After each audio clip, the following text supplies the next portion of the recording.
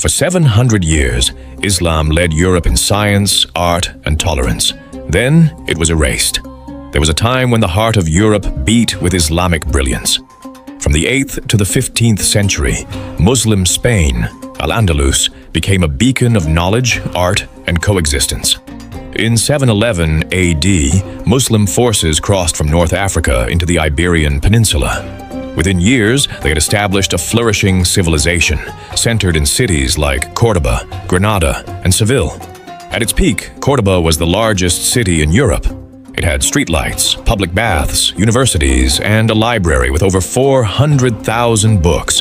While most of Europe still burned witches, Al-Andalus was more than a Muslim empire. It was home to Muslims, Jews, and Christians, scholars, poets, doctors, and architects, living in a multicultural society centuries ahead of its time. In this golden age, Muslim scholars preserved and expanded on Greek, Roman, Persian, and Indian knowledge. They introduced algebra, astronomy, surgery, and philosophy to Europe long before the Renaissance. In architecture, the Alhambra, the Great Mosque of Córdoba, and the gardens of Medina Azahara became timeless icons of Islamic art and engineering. Jews thrived under Muslim rule. Some even became top advisors to caliphs. Christians were allowed to worship and govern their own communities under Muslim protection. But this harmony didn't last. Over centuries, Christian kingdoms in the north launched the Reconquista, a slow, brutal campaign to retake Spain. By 1492, Granada, the last Muslim kingdom in Spain, fell to Ferdinand and Isabella.